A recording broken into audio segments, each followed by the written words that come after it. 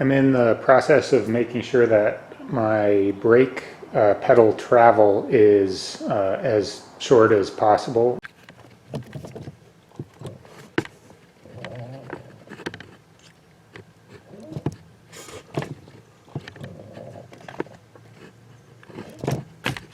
So in the previous video that I kind of went through the overview of doing the WRX master cylinder in my '05 Outback. What I'm doing is I'm making adjustments to the pin that presses from the brake booster into the master cylinder, just to make sure that that depth is correct. So I'm going to go through a few of the steps that I went through to check that. So in order to do this, you need to make adjustments to this little cap that's on the end of the rod that the brake pedal attaches to. So this cap is adjusted by grabbing onto this little tiny knurled section, which is back here, and then putting a wrench on that hex section, and that hex is 7 millimeters.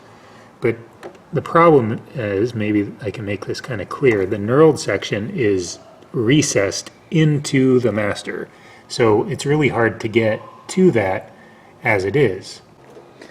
I'm doing this all by myself, and so in order to make it so that the push rod for the master cylinder is far enough forward that I can make adjustments to it, what I did is I just took my tripod and wedged it under the seat here, and on the other end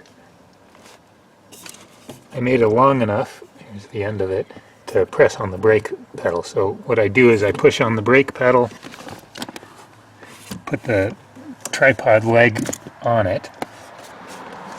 Now the brake pedal is depressed, and that post is way out here. So now I can grab onto this knurl with my my locking pliers, and there's my 7 millimeter wrench, and then this is a standard thread, so it's turn it clockwise to reduce the length of the rod, turn it counterclockwise to lengthen the rod, and then after I do the adjustment, I just release the brake pedal from or with the tripod. Subaru has a depth requirement for the pushrod length from the face, the mounting face of the master cylinder. So that's the metal that the master cylinder sits on. And so you measure the distance from this surface to the end of the pin. Again, I'm not going to give the specifics on what that depth is. Go check the workshop manual. It's not easy to measure, so what I ended up doing was I made a little tool to do the measurement, and I'll show you how I did that tool. I have a piece of just aluminum, and I just made sure it was flat, so I set it up against a set of calipers and made sure that it looked flat. And I measured the thickness of the aluminum, and then all I did is I put holes in it so that it can fit on both mounting posts, and the end of the rod shows through.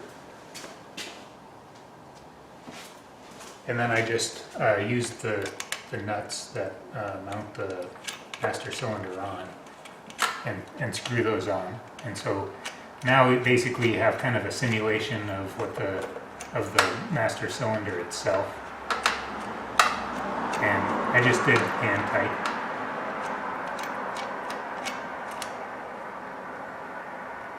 And that was it. Now I can take a set of calipers, and I've just got a set of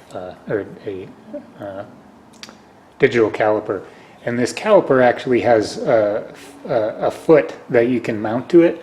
So this just holds on to the back, but actually it makes it really easy to measure the depth of that push rod.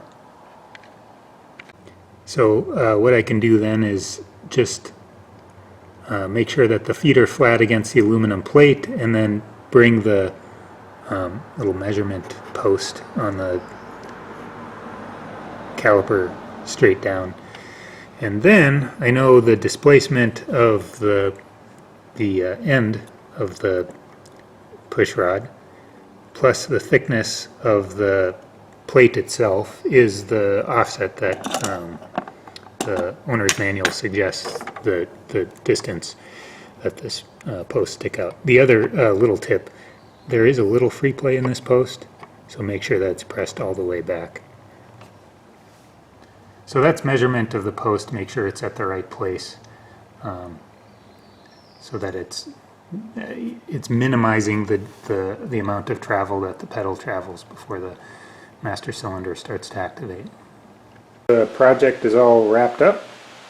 The push rod on the brake booster is adjusted to spec, and it was right on spec. And then I went ahead and bench bled the master cylinder. When I do brakes, I have a motive pressure bleeder, so it's basically just a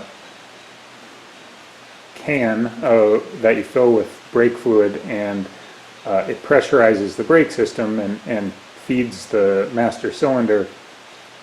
So you just open the bleed valves on each caliper, and the fluid just presses out. They say that you don't need to bench bleed the master cylinder when you use that. You basically, while it's bleeding a caliper, you just slowly open up the master. You basically press the brake very slowly, and it's supposed to evacuate all the air out of the master. But I did find when I bench bled the master this last time that some air did come out, so the motive didn't completely work. And I'm sure that contributed to a lot of the travel I was seeing in the brake pedal when I did this conversion.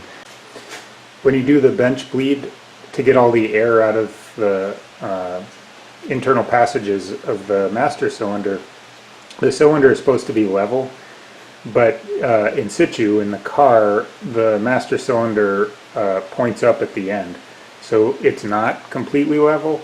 And I suspect that that is the reason why the motive can't completely evacuate the air out of the master.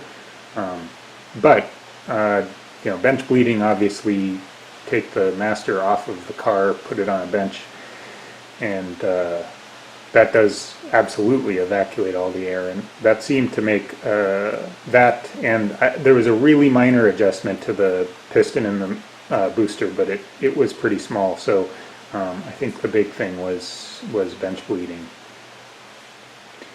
So overall, I'm super happy with the results. The brake pedal has just a bit of travel, but not excessive. It's certainly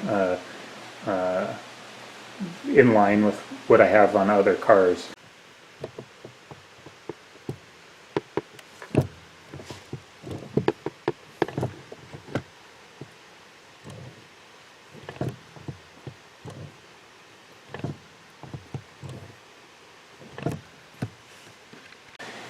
And then it is a very nice resistive brake force once the brakes engage. Plenty of feel, no squish, and really not much travel once brakes engage. Once you can feel the brakes engage, really it's controlled by the force that you put on your foot on the pedal, and not the travel in the pedal.